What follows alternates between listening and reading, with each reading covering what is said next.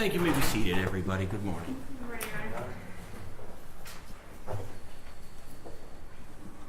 right, we'll take 22FY0827, the State of Michigan versus Christopher Schurr. If we could have appearances for the record. Chris Becker for the people. Mr. Becker. Good morning, Your Honor. Matt Bordula, on behalf of Officer Schurr. Good morning, Mr. Bugula. Michaela Good morning. And also Mark Dodge. All right. Good morning, everybody. All right, we set a hearing in rather short order pursuant to the defendant's request to adjourn the preliminary examination in this case, which is currently set for August 30. Before we address that, I do want to acknowledge the court received defendant's ex parte motion for a subpoena yesterday.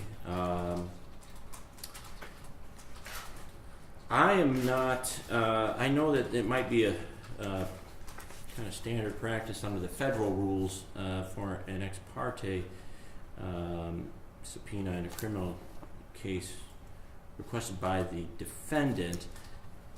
And I, reading it, I didn't think that it was filed necessarily, to protect work product. If I'm wrong about that, let me know.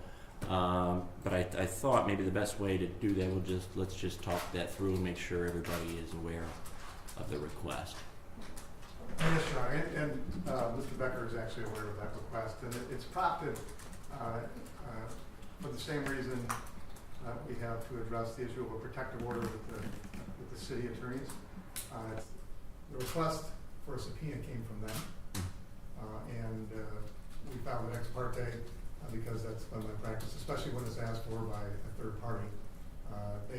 They want the subpoena. We want the information. We were willing to get them a subpoena if the court is inclined. We did inform the prosecutor, so while it is called ex parte, it actually is with the knowledge of both parties. Okay, and I mean, obviously it listed what was requested, and I would expect that if the point was to protect work product, they would have filed a separate motion simply asking for the right to ask for an ex parte subpoena. So I mean, it's filed. It was taken as filed, I think, under our court rules. And like I said, I'm not aware of any provision in the Michigan court rules that would do that. But I assumed that it was just a matter of it wasn't by design. It was just a matter of we'll ask for the subpoena, which is kind of maybe standard practice. And we have been working with the city attorney. Okay. As to the scope of the subpoena, so I don't expect a challenge to that subpoena if it is issued. All right, and Mr. Becker, you had an opportunity to review the request for the subpoena.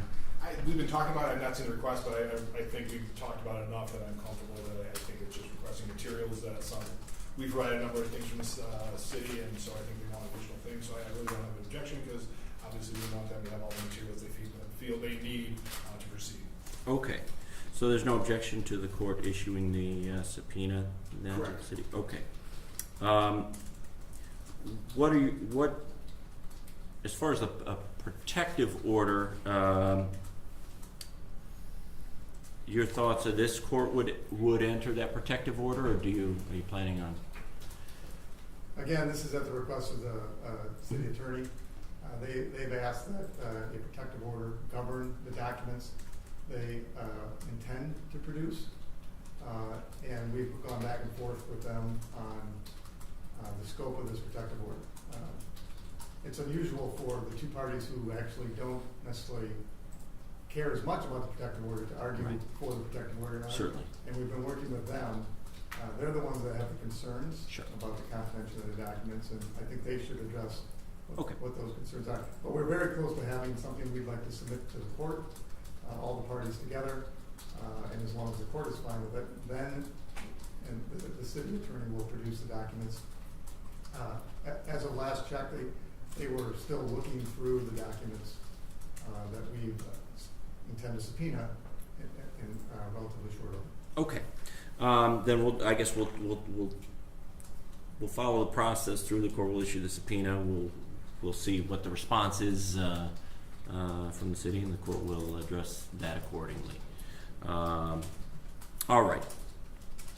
Then let's turn to the question of the request for continuance on the preliminary examination.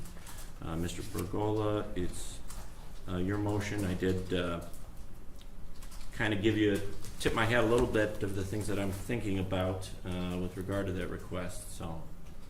Yes, and we appreciate the court's order that was issued last week. We have moved for an adjournment, Your Honor. And the reason is we're asking for additional time for preparation, and also because there are some scheduling issues that we flagged in our motion. As the court indicated in its order of last week, Officer Schurr is entitled to a fair and impartial hearing at the preliminary examination stage, and the court may adjourn the hearing for good cause shown under MCL 766.7. Here we do think there's good cause, Your Honor. As the court is aware, the a police officer is charged with murder in the second degree. 4 elements of murder in the second degree: a death caused by an act of the defendant with malice, and that killing was not justified. And as the parties in this room know, the prosecutor must show by probable cause that Officer Schurr committed each of the elements of the crime. And here we're going to ask the court not to bind it over, because we don't think the prosecutor can show that all those elements are met. In particular, the 4th one, that the killing was unjustified. Let me stop you there, Mr. Bergola, because obviously the statute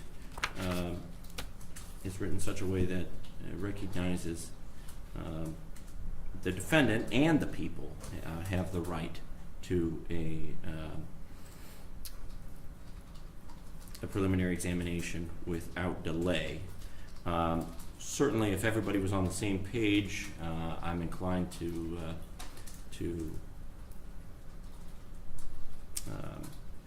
trust the party's judgment. Let me just check in with the people.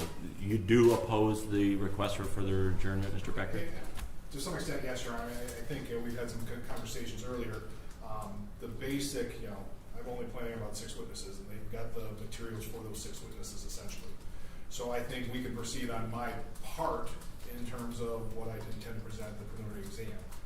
So if, they've talked about in their motion, and we've had some discussions, they have some other experts and some other people that need to review the materials that we've just been referring to. I'm not trying to push them in, because this is a critical stage, and I think it should be all hashed out here if the court wishes. So I would think that we can do, the 2-day, we do August 30th. I would think we get through my section, my portion of it, and then turn it over to the defense, and then do it on a different day. Because I think that's going to, for my perspective, that's going to be the most difficult day for the victim's family. Just because, there's going to be the videos and stuff like that, and if they have this, they kind of been preparing for this, we get through that. Obviously, bringing back a different day, but for the defense, I don't think it would cause as much problems for them. Okay. That would be my position, because I obviously don't want to force something that could be overturned on appeal. Right. Mr. Bergola, what do you think about that proposal? Your Honor, the reluctance I have with that proposal is that we still don't have documents that we think are relevant to the cross-examination of those witnesses. We believe that the City of Grand Rapids City Attorney's Office has GRPD documents that are related primarily to taser training, excessive force training, and traffic stops, high-risk traffic stops. And the city attorney is the custodian of those records right now. As I indicated just before, that office wants a protective order, and we're still negotiating the terms. And so the reason we asked for the adjournment in part was because we don't think we have a sufficient time to obtain the documents, review them, and prepare for the hearing. And we think the documents are critical, again, related to the prosecutor's burden. And we recognize it's a low burden here, but it is a burden nonetheless. And we think it's relevant to the cross-examination of the people's taser expert. We think they're relevant to whether or not the police officer's actions were consistent with his training. And we think they're relevant as to whether or not Officer Schurr was authorized to use deadly force when apprehending a fleeing felon in this case. And so we think those documents are critical to our examination of their witnesses and their proofs. And while we recognize the right to a speedy trial, including the right at the preliminary exam stage. We're only asking for a relatively short period of time so they can at least get those records and be able to show them to our witnesses who will testify and help us in the cross-examination of their witnesses. And that's my question. I mean, because certainly there was a lot of things that you discussed in the motion. Witnesses testifying in person. It would sound like expert witnesses testifying in person, and that all of that, I think, you've got to balance that against what what is a fair and impartial preliminary examination, which is different than what would constitute a fair trial. This is not a trial. It's a preliminary examination. I do appreciate the need for meaningful cross-examination at a preliminary examination. I guess why don't we hear from the people on that point? Yeah. It's kind of hard to, we have provided, we had to get a search warrant for some documents from GRPD, so we did provide a number of documents too that we felt were pertinent to this. It's hard for me to argue to say, I don't know what they think they need for cross-examination. I kind of said my piece in terms of, I think, for the victims, having it as soon as possible, but I don't want to create an issue for appeal. And so if they're saying they can't cross-examine the witnesses, that does pose a problem. But I would hope maybe we could then sit down and, with the court's help, let's sit down with the city and get them in here and then get these documents over to the defense as soon as we can, so we don't, do this, a third or a fourth time, because we're still working on trying to get these documents. I think that's the key issue here, is that we need whatever they need. I think myself, everybody's trying to do that, but we're also trying to protect whatever the interests are of the city of Grand Rapids, the Grand Rapids Police Department. But we just got to figure that out and have some sort of set date that we're going to get the documents by X date, and then we'll have a prelim within 3 weeks after that, and try and work something out so we can get this moving along. Okay, I think that makes sense. I do. There were a lot of issues raised in the motion, and frankly, a lot of them I thought were matters of preference versus what's necessary for a fair and impartial preliminary examination. However, I do think that the ability to effectively cross-examine the people's witness at the preliminary examination is important enough to justify further delay. And I think that the people, at least to a certain extent, recognize that as well. So, I will now.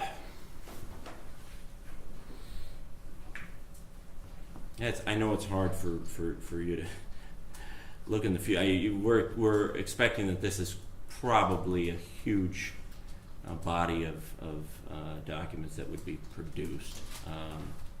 Mr. Becker threw out 3 weeks.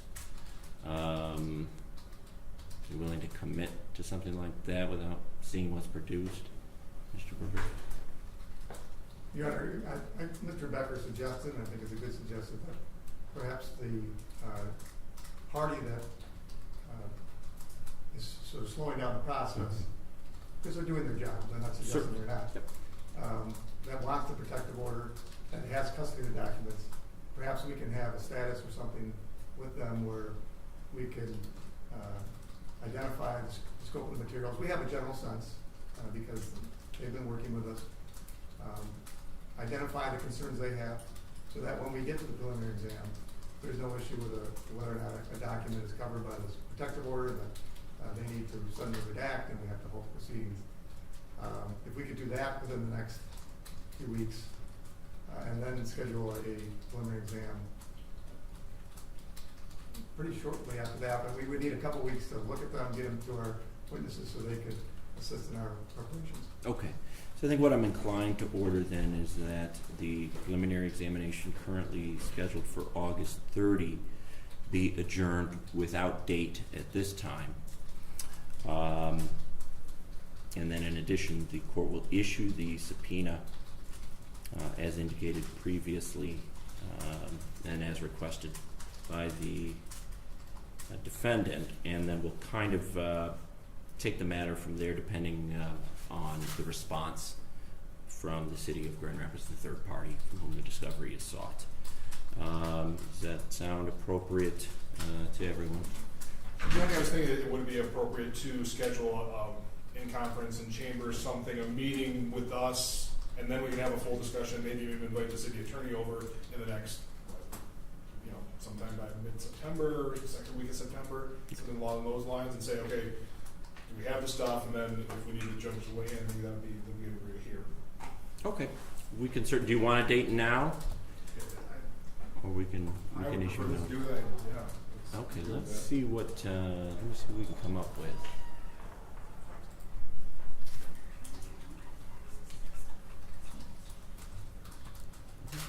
Let's see.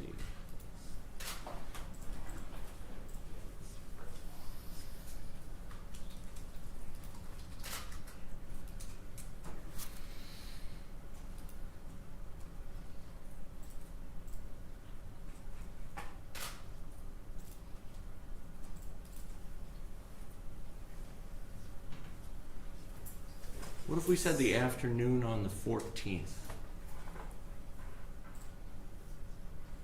1:30 on the 14th of September? I actually got a conflict that Okay, day. no problem.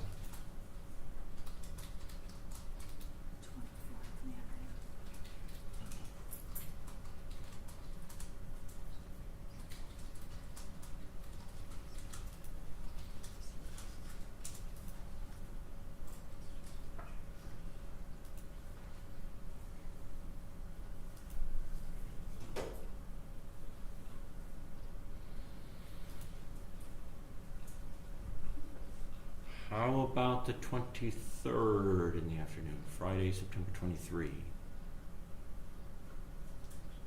1:30 or so. Yeah, as That long would as it's work? early, I'm available.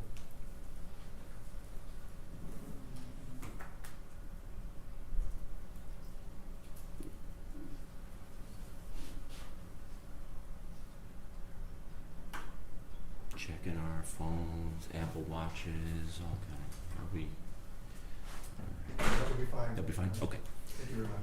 All right. Very good. Then we'll plan 1:30 on the 23rd for status conference. All right. Anything further we need to address? Not from the bench, Your Honor. Thank you very much, Your Honor. All right. Thank you all. Thank you.